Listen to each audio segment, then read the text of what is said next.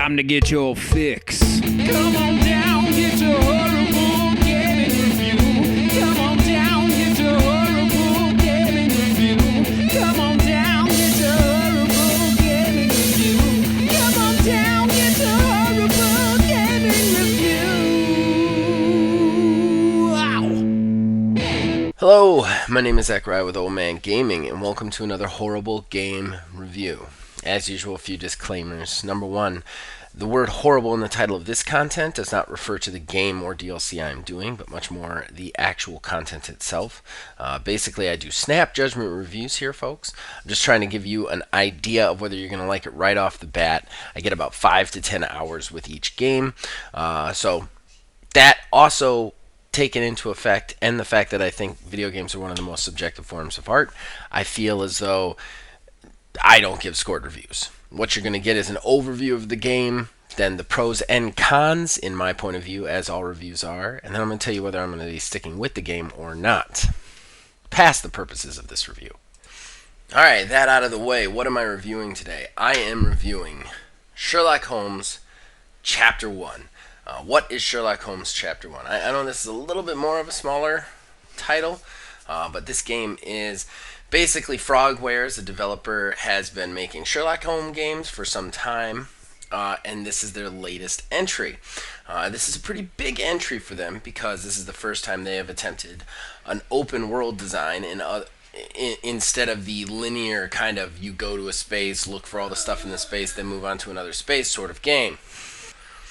They also have a form of combat into this game, which I believe all the previous ones just had quick time events. I could be wrong because I did not play the last one.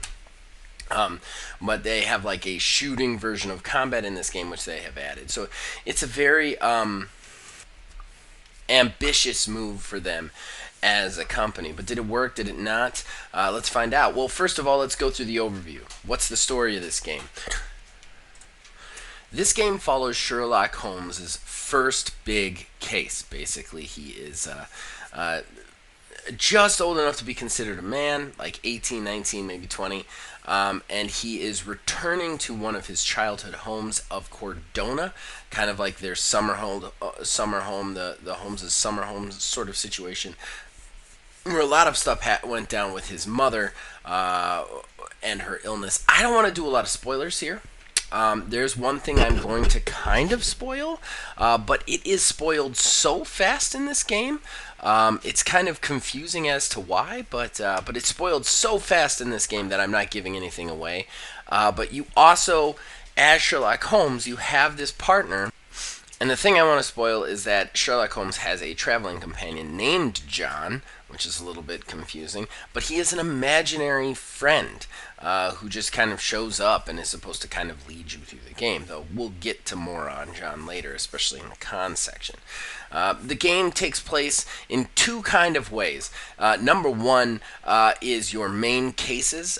They are bigger, larger, more in-depth cases, which kind of revolve around observing locations and people, picking up facts from looking at different places, kind of exploring a location to its maximum, and basically observing everything you can there. Once that happens, you put all this stuff into a notebook, and then you kind of use that information to attempt to solve the case.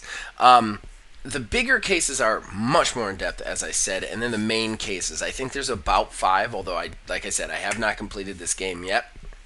And it all revolves around figuring out what happened to your mother at the end of her life. What did she really die of consumption, or was there something more sinister at play? To do this, you will also basically renovate and refresh Sherlock Holmes' childhood summer manor, the Stonewood Manor. From just a wrecked, destroyed place, you'll slowly buy back the stuff that your family has lost to kind of revitalize and refresh it. Doing this sets off memory chains that gives you bigger pieces of the picture on what happened with your mother and what happened with Sherlock's past. Without spoiling it too much, there's other things that kind of fit into Sherlock's origin that give him a little bit more of a bigger picture. And obviously, this is supposed to kind of set up Sherlock kind of from square one. On the combat side of things, now this game is very clearly not a combat oriented game. It's not driven towards the combat, even more so indicated by the fact that you can turn combat off. You can make it non existent in the game, and just your character will just move past the combat without even worrying about it. The combat is kind of this weird kind of shooting third-person shooter sort of thing, but you have an automatic pistol with I think like 6 or 7 shots in it. Then you have this charge up snuff thing that you can like throw dust in their eyes to stun them. And really, the idea is you could just like shoot all the guys and kill them, which you're not supposed to do, but it doesn't really affect the game if you do.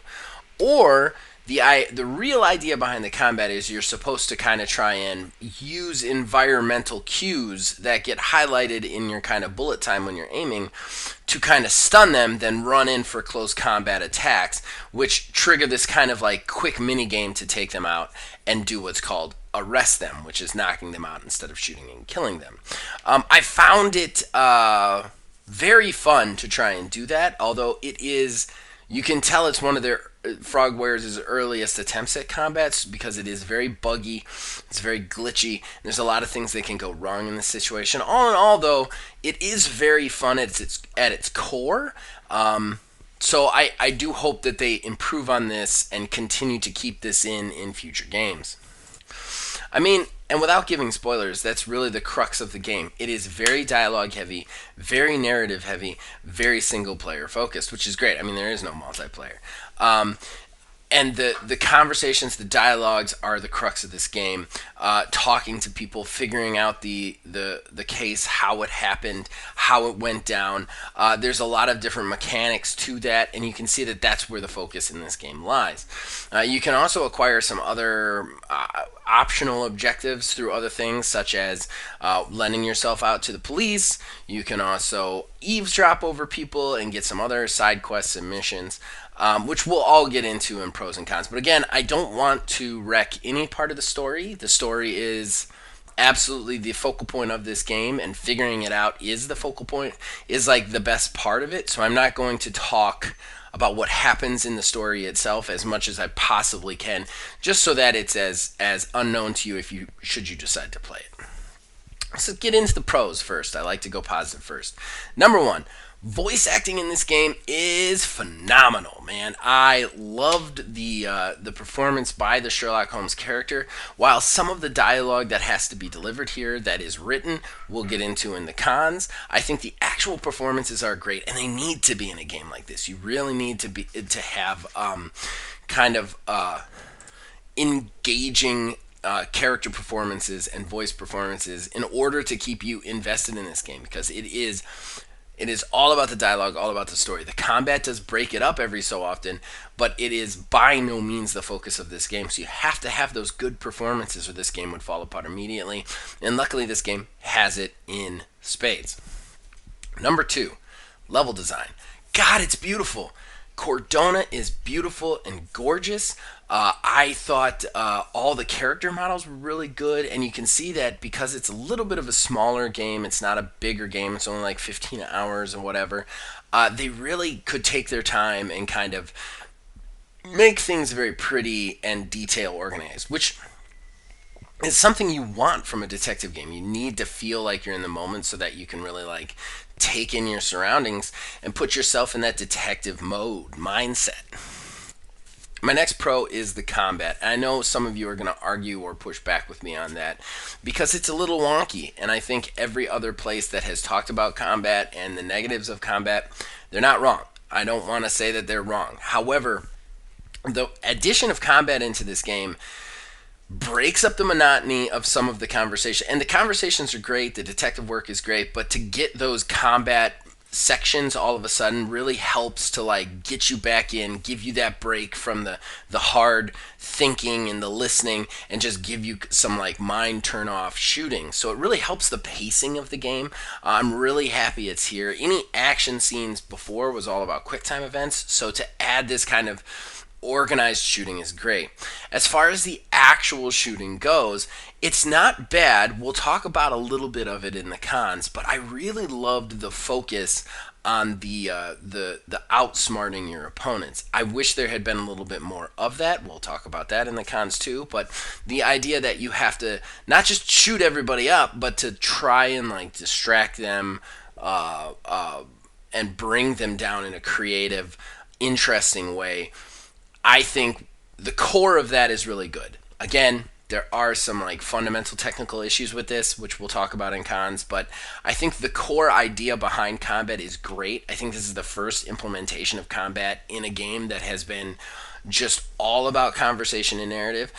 And I think overall for a first shot it wasn't bad, and I'm looking forward to the evolution of this in future Sherlock games.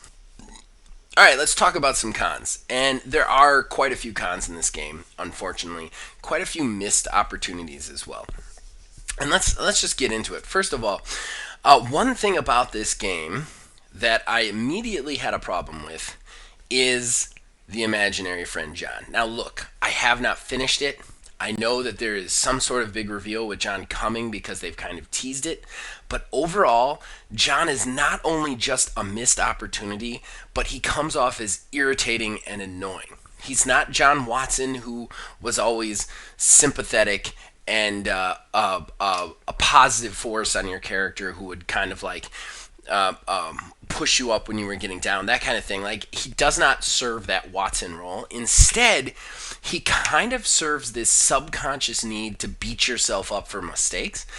John just disagrees with Sherlock Holmes at almost every turn. And it's very frustrating how he is, because he doesn't actually help you in any way. And what I mean by that is, if you got this imaginary friend who's beating you down, fine, but you would kind of hope maybe he could add something to the overall game. There's a serious missed opportunity in like him giving you hints of where to go, him giving you hints on how to do stuff next. And I know what you're thinking, you don't want hand holding. I do want to say this game does not hold your hand at all. There's no waypoints in this game that aren't set by you. It is very easy to just kind of lose track of what you're supposed to do next as far as investigation.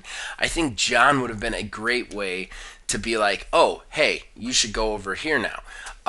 Not necessarily hold your hand, but just point you in that right direction, because there was a couple of cases in my so far 8 hours that I spent an extra half an hour just trying to figure out where I was supposed to go next, which in a way I enjoy because it kind of feeds into that detective figuring things out thing, but still, it would have been nice to have something that could just be like, hey, I'm not going to hold your hand, but you need to be in this general vicinity. So it's a huge missed opportunity for John. He really feels more like a hindrance than any sort of help whatsoever. Again, I'm sure, and plus the fact that you find out he's your imaginary friend almost immediately. I mean, like, it's like one of the first things that goes into your journal. So there's no twist there. So you're immediately kind of like lost in that moment, which is a little bit irritating that he's just there. He's this imaginary friend. That means Sherlock might be crazy, and he's not helping you in any way, shape, or form. I didn't like his voice performance. The character of John really bothered me in this game. Again, I don't know how this is going to end, but we'll have to see where it goes. But just as he stands right now, very frustrating. Okay, so my next con is a little bit nitpicky, and it's not usually an area I like to go into because it's going to feed a little bit into the political, but it just bothered me so much that I can't not comment on it. The treatment of women in this game is really rough. And don't get me wrong, nobody gets like slapped around, and there isn't like a terrible like rape scene or anything like that. There's nothing like that in the game. But I do want to point something out about Sherlock Holmes, and I have actually read a good amount of the books at this point. And while there is plenty of 1800s stereotypical conversation about women, it's actually pretty. Sir Arthur Conan Doyle was actually pretty progressive to females as a whole. I actually recommend a story called The Copper Beeches, in which there's not just one but two very, very heroic female protagonists in that story, to the point where they actually kind of solve things before Sherlock. You also add in the fact that the only person that has ever fundamentally defeated Sherlock in the original stories was Irene Adler, the woman that Sherlock kind of is in love with, and they never, ever, ever. I mean, in the books, he never beats her. She wins. It's a short story. She wins and she's done. Unlike the shows, he never beats her. So, like, there is this, like, and like I said, there's still plenty of, oh, women are hysterical, yada yada crap. But there's also this weird undertow in the books of kind of almost enlightenment towards women. This story does not represent that. My biggest problem is not even necessarily because there's plenty of bad shit going on to women at this time in the game. And the game itself, even right at the beginning, has a disclaimer about racism and sexism and how, you know, this is we're only putting in this game because it was part of that time period. While I agree with that, you gotta have that realism there. Sherlock Holmes himself was a very sympathetic character to women, especially given the fact of how much he loved his mother and put into his mother, and how much his mother was a driving force for him. So, I'm sorry, that was a very long-winded way to get to the fact that Sherlock Holmes treats women like crap in this, and I don't know why. He is very sexist, very misogynistic, and just like everything a woman says is hysterical, and everything a woman does is ridiculous, and it's just not in the Sherlock Holmes character, and that kind of really bothered me, and it bothered me about the writing too. There's a lot of dialogue modes that just doesn't stick true to Sherlock. That being said, I just have to mention it. Sherlock Holmes is a very sympathetic, not sympathetic, but honestly, if you read Conan Doyle and you really read it, he is very progressive to women. And especially given he was writing the books at the time that this stuff was going on. And I just feel like that could have been reflected more with Sherlock in this story. It's almost as if the writer takes every opportunity to make a sexist or misogynistic remark. And I don't know if he was trying to lean too much into the stereotypes at the time or what, but Sherlock Holmes wasn't really that kind of character. And I feel like there's plenty of opportunities to get across that this was a bad time for women without making the main character a little bit different than he should have been. Let's get into one more con that I have. This is a little bit nitpicky too. One of my things with this is while you have this big, cool open world to explore, and as you explore, you unlock fast travel locations. You also unlock furniture and clothing sales, which is cool. But there's not really a whole lot to do in the game. That in the open world. I mean, don't get me wrong. Nobody loves a ton of fetch quests. I don't. That's for sure. But like, still, there's like, beside like a handful of of cases you can unlock by like overhearing somebody on the street. Overall, you can buy stuff for your mansion, and you can buy clothes, and that's about it. So I would have liked some more maybe collectibles, some more activities to do. There is also bandit lairs that you can find, which is cool. They're basically like combat challenges, which I found them interesting, but at the same time, there's not... It's okay, but it's not like a situation. There's also no like events that happen to you on the street. You can't get just mugged by somebody coming after you. There's nobody to just like rescue. There's nothing like that. So the open world part of this is the baseline open world experience that you could call open world. And that was a little annoying. I was kind of expecting a little bit more to that open world than what we got. Nonetheless, first time doing this. Frogwares' first attempt at open world, first attempt at combat. Like, I mean, there was a lot of firsts in this game. It was a very ambitious product, so I'm going to give them a little bit more leeway. I mean, you even factor into that the whole manor revitalization thing, which I found to be a little irritating. Basically, the way you do it is You can go to these garden and art and furniture shops to buy back the stuff that the Holmes has lost, but it's not like you can then place them in your special customizable manner. No, no, no, no. After you collect enough pieces for an area, that area just becomes renovated in the way the game was. That's another huge missed opportunity. I mean, how many hours could you have spent taking a break from a case to like reorganize your house and re-put such situations in? There's a ton of other character interactions that could have been, I don't know, expounded on. I would have loved like maybe a Mass Effect style romance system in this. Maybe get Sherlock into that sort of thing, especially with the insane number of women that hit on Sherlock for no reason, going back to my earlier con. It sucks that you can't actually put anything into your relationships in this game. Everything is about the case, or the cases that you are presented with, which unfortunately brings you back to this linear feel of the original games. Even though it's open world, it still makes you feel like you are just plodding along forward without that many distractions. And open world games, unfortunately, are all about distractions. Whether you care to admit it or not, that's what they are. They're about, hey, I want to go do this today. I want to go do this today. And Sherlock Holmes does not really offer that. So the open world falls really flat in a lot of ways. Again, it is their first attempt, so I appreciate it, but still, I would have liked some really cool stuff, like some impromptu event cases that just spark up on the street.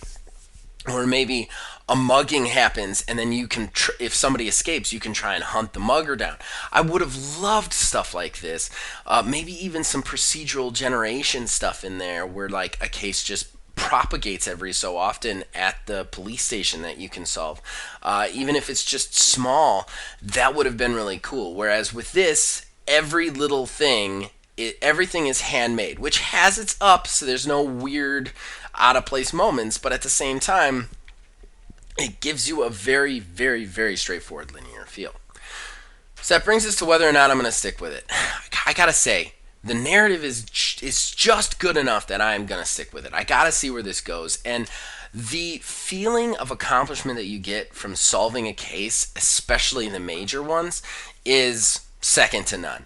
When you get everything right, you get every piece of evidence, and you can point at the killer and go, that's definitely the killer, and then they haul him away. There's just nothing more accomplishment, especially since this game doesn't hold your hand. It really feels like you've accomplished something, and that's something that I really enjoy, and it's something that is keeping me going. The combat itself is interesting enough to pull me in and keep me going. Although I will say, and this is something I kind of forgot to talk about in the technical stuff, it's too easy to just shoot everybody without any consequences. There's no real downside to just mowing people down with your gun and not worrying about arresting them. I urge anybody playing this game to attempt to arrest as many people as possible, because that's really where the coolness of the combat is, trying to kind of figure out, all right, if I shoot this thing, it'll open this thing up to distract this person when they come in the right place, and then I can run in and hit them. I will say one thing about combat, I'd like to see some more additions to it, such as like more creative ways to distract your opponents, more creative like connections to take people out. The way it stands right now, you have a limited number of objects that if you shoot them and the character is close enough, the character gets distracted, you run in and hit them. I would have liked more creative point A to point B, Rube Goldberg style situations to really be added in there. Sorry, that was kind of an impromptu con, but I did say I was going to talk about it, and then I forgot to. Of course, there are a couple of other glitches that they need to fine tune. They need to kind of get the shooting right, and there's a couple of other things where like characters will move through walls and stuff every once in a while, which is a little bit irritating. And one last thing, there are some frame rate dips I noticed walking around the Isle of Cordona. I'm expecting this to slowly get better with patches, but my computer is perfectly optimized for a smaller game like this. It should be fine, and there was plenty of FPS dips when I was just running around the city. But back to whether or not I'm going to stick with it, I am going to stick with it. The narrative is that interesting. It has kept me involved, kept me going, and Frogwares does that really well. The cases themselves and their construction are really interesting. They're really engaging, and they keep you in the moment. And I really like the overarching quest of the mother, and I'm very interested to see where that goes. Would have liked a lot less John, but other than that, definitely going to stick with it. Stick with it to the end. Probably even play some DLCs. So, hope that guy helped you guys. Sorry this went a little bit late, but this was a game that I was very passionate about. So you guys can contact us on Facebook at OldManGamingDH, on Twitter at OldManGaming9. You can join our Discord, links in the description below, or you can comment below in any one of those places to tell me that I'm an idiot, you disagreed, maybe you agreed, maybe there was something I missed. Totally welcome all comments. You can also check us out on Twitch, twitch.tv/OldManGamingDH for some regular streaming content. And then as long as you guys keep watching and listening, we'll keep making them. We'll see you guys next time.